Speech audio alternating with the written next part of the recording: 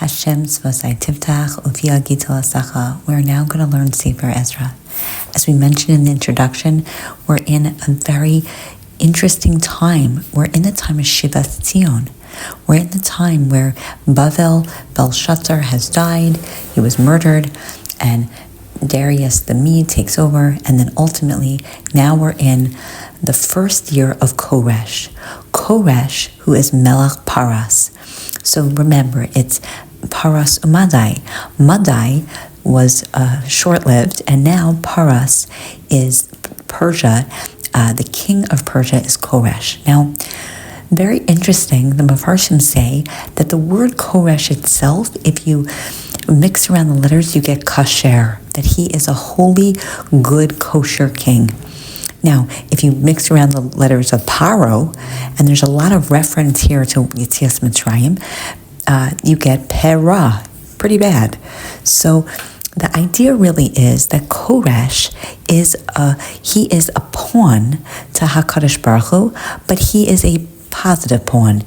He is doing Hashem's work, and we know that because it's in his first year, L'chalos divrei Hashem mipi Yirmiyah. After Yirmiyah finishes speaking, what does it mean, L'chalos? That it's not only that Yirmiyah finished speaking, but it's that looking forward. Kalos is to look forward. Who's looking forward?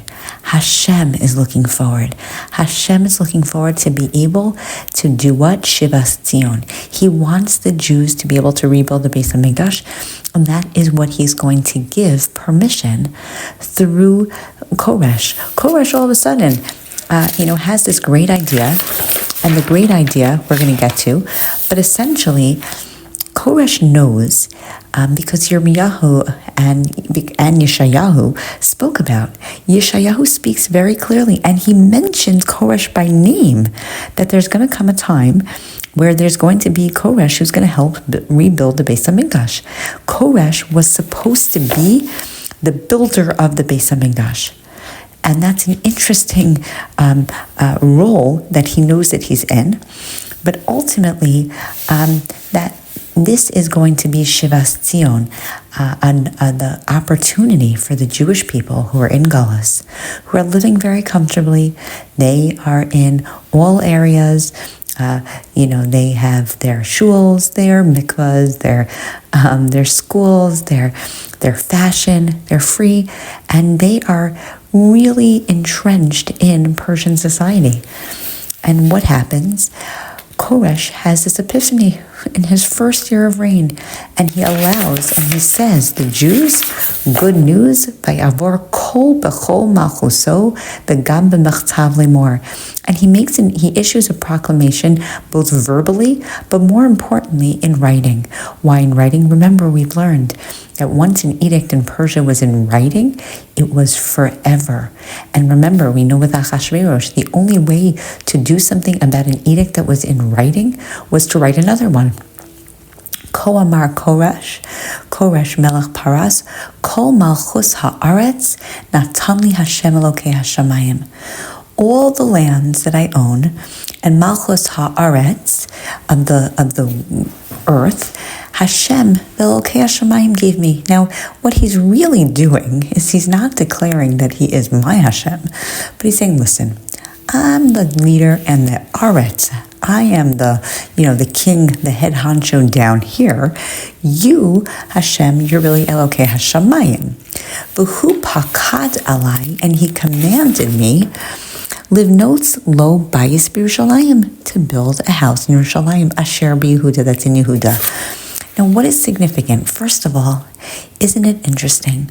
We live in a world where the politicians all of a sudden are being very pro-Jew and pro-Israel. I wonder where else in history that comes in. Really to think about, people, really to think about. All of a sudden, Koresh wakes up one moment and he's behu pakad. That Hashem is commanded, the pakad. Where else do we know pakad? Oh, that's right. We know Sarah, when life was impossible. There was no possibility for her to have a son. Hashem pakad Sarah.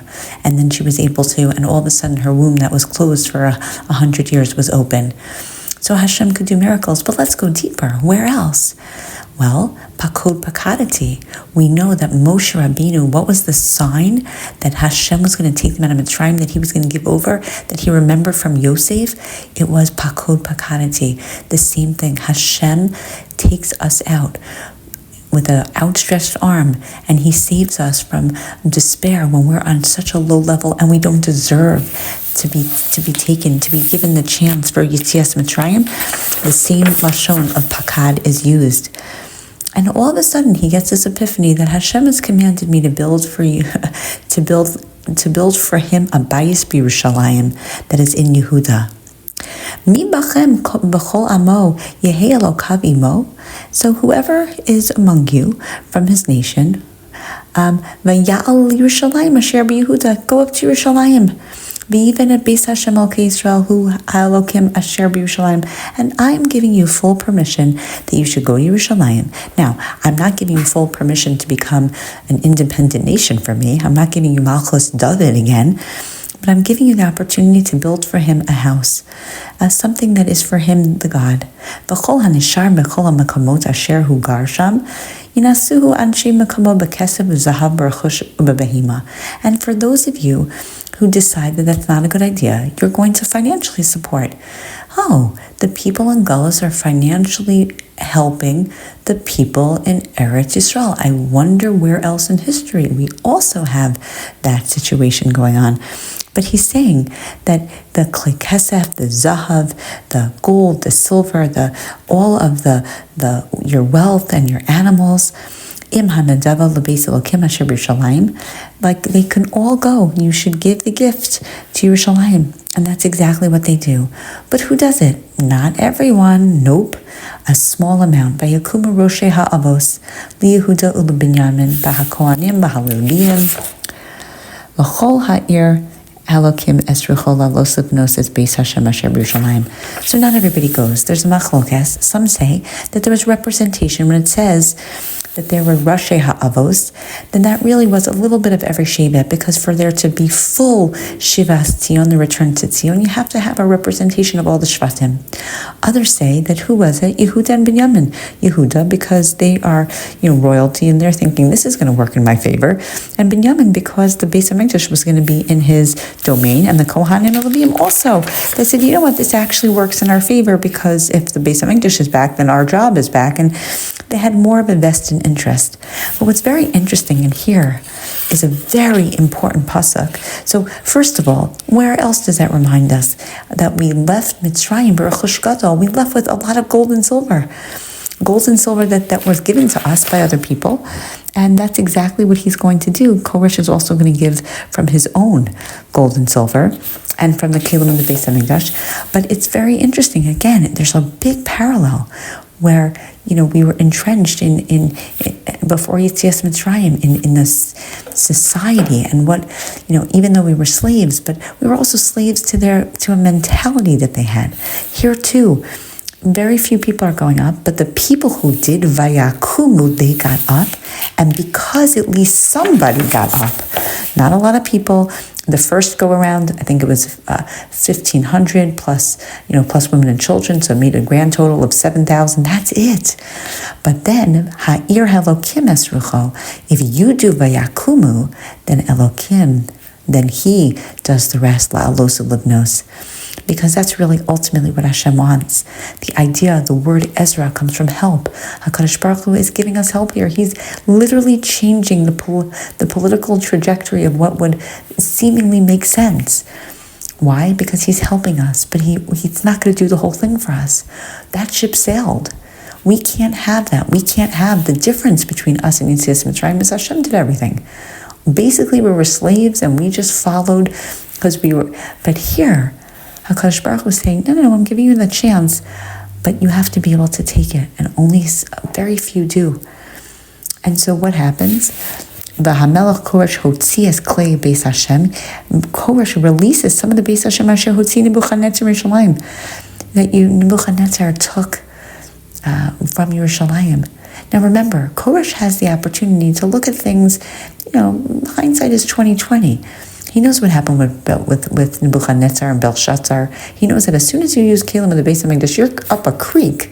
So basically, he's returning it. Go for it. You can take that all back. I'm not using those things. I know exactly what happens when you use those things. V'yotzim Koresh Melech Paras. And Melech Paras, he goes. Al Yad Mitzredes HaGizbar V'Yisparem B'Shal Hanasi Lihuda. No, he then, what does he do? He brings them all to Shashbatzar. Who is Shashbatzar? We never hear from him after the story. And he really is, some say that he was Daniel. That Daniel, once again, always finds himself in the right place at the right time. And he's in charge and to lead these people up. And basically, then the rest of the parak just goes through all of the beautiful kalim from the Beis HaMikdash that are taken with them back up. And it's, we've come full circle. We have an opportunity. We have HaKadosh Baruch Hu giving us a gift. Are we taking it? Now, this was a divine prophecy. Now, we've gone through where Daniel was very upset because the divine prophecy of there's going to come a time that we're going to be able to come back and we're going to have Mashiach. But we have to either work on it or it'll come eventually. But the idea here is Koresh is really giving them a beautiful opportunity. And his opportunity is free from all strings attached. All of a sudden, a Goyish king, a Goyish leader is helping us. And we don't take that opportunity. We're too entrenched. We're too sophisticated in Galus. And so, yes, there could be a redemption. But are we really taking it? No, we don't. And that is a slap in the face to HaKadosh Baruch Hu, because HaKadosh Baruch Hu wanted us to. Now, what else HaKadosh Baruch Hu wanted was actually for Koresh to be the one to build the Beis HaMikdash. Why? Because Koresh would have been the Shaliach. He would have literally been who was determined to do it, the Shaliach of Hashem. And by giving it over, it allowed for the Beis HaMikdash, the second Beis HaMikdash, to be destroyed. When you're given a chance, and we know this from Esther, right? How do we know that every moment is leading up to this moment? But if you don't want this moment, Mordechai says to Esther, then walk away, stand back, because someone else will take it. Koresh had his moment, and he's doing good, but he could have been better. And so for that, we fault him, and for that, it highlights again, don't give up opportunities that you're given. The bottom line in this parak is, wow, can you believe what happens? Can you believe that we're given an opportunity like this out of nowhere? But really, all of us have to think about, we're living in a time, can you believe what just happened? Can you believe what Goyish king is helping to support us? Aiding Israel, helping out the Jewish people, having convoys that are trying to make peace in the Middle East. How many opportunities do we get to be in Eretz Yisrael and to be there permanently? And all of it is Hashem pulling the strings. And he doesn't do it openly, because that ship sailed. That was Yetzias Mitzrayim. Now we're in a different circa. And this one is where Hashem gives, but you have to do also. And all of us have the opportunity to do also. What is it that? Through mitzvos, through using our effectively. And that's why it's called that, when it says here, even Koresh is very interesting, because what does he say? When he says that the Bnei Israel are going to be able to go, what does he uses? La'alos, to go up. By Ya'al Yerushalayim, go up to Yerushalayim, because he recognizes what we need to know, which is anytime that you go up, that's why it's called an aliyah, because anytime you go up, because there's Kedusha, goes up. It's holier in Israel. It's holier in Yerushalayim. He knows it. He's putting his money where his mouth is. That's why the mosques get very upset. And they don't want anybody higher than them. Because ultimately, it's very clear that is the height. That's where it's up to. That's what it's all about. And so our idea, and that's why it's called Eretz Yisrael, because the word and the understanding of what Eretz right, is that we take our eretz. We have, the Divrei Chasidus is that eretz is higher than all the other ones because of what we do with our eretz, what we do with our gashmias. Because what we do with what do the Jewish people do? We make everything holy, and that really is the epitome and in the forefront of our mind is that wherever we go, we should always have that the eretz is holy. And so, wow, what a great beginning to Sefer Ezra.